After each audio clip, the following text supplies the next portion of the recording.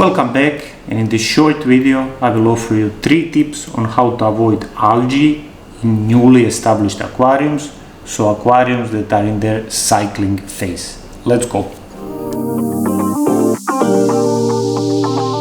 The most important thing in avoiding algae in newly created aquascapes is light. Actually, not the light itself, but the light intensity or brightness.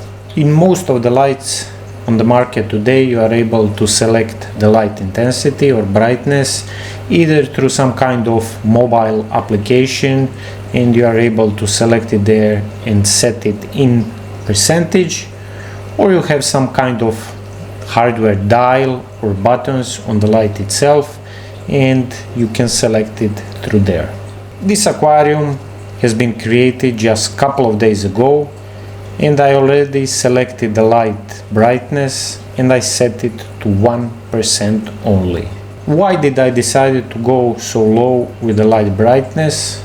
Because through my experience and mistakes, I discovered that more is not always the best solution. And on my first aquarium ever, I had set 100% brightness, and that aquarium was a mess and it was full of algae. So I learned that with the plants like I have in this aquarium, it's mostly crypts, various types of crypts, and some epiphytes like anubias. 1% of light intensity is enough. The light I'm using is Chihiro's A2 series, and I have this type of light in most of my display aquariums and in most of my breeding aquariums. So for all the aquariums that I have in the fishum, if I have crypts and epiphytes, I'm using 1 to maximum 2%, and usually I set it to 8 hours light duration. And if I have some kind of stem plants inside that are growing much more faster and they need more light, I will set the light brightness to 15 to 20%. Whatever I said here is applicable only to the no CO2 aquariums, so these are all aquariums without CO2 injection. And if you are going to use CO2 in your aquariums, you will need much more light because the plants will grow faster because of addition of CO2.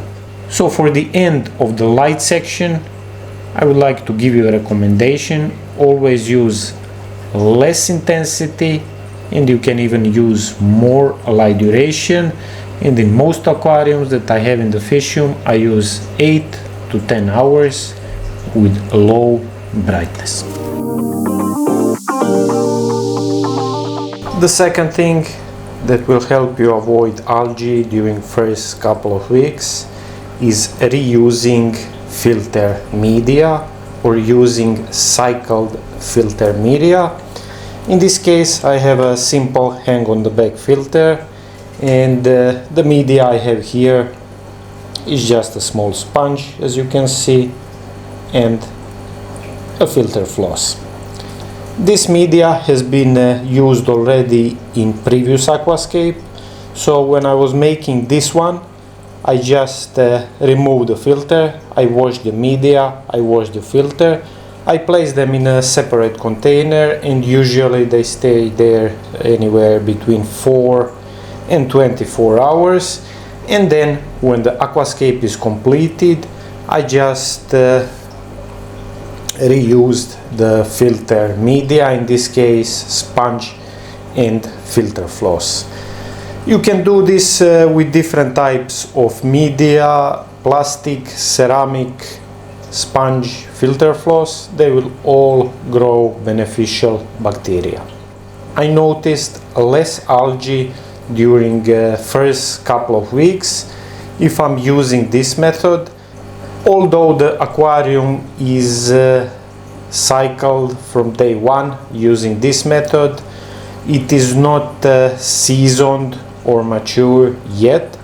So if you are planning to add something like shrimps, I would avoid doing so, because they need a seasoned aquarium that is at least couple of months old. But if you are adding fish with this method, you can add it on day 1. And finally, for my last tip, we are going back to the aquarium from the beginning of the video. This aquarium has been established exactly a week ago, and the soil I used in this one is 50% new soil and 50% used soil that was already used in a different aquarium. So I took it from an established aquarium, and it is around 12 months old, so 1 year old.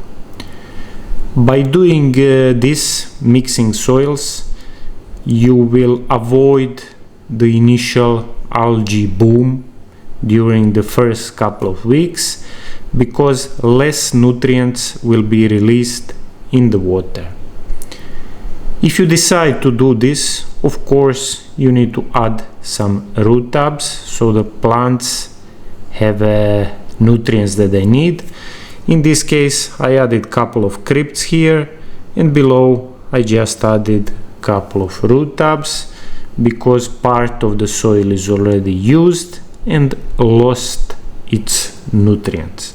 I noticed by doing this, especially in low-tech aquariums with slow growing plants, I always avoid the initial algae boom during first couple of weeks, and unless you are using CO2 and high-tech aquariums, this is a good way to avoid algae, but also it is good way to save some money because the soil is expensive.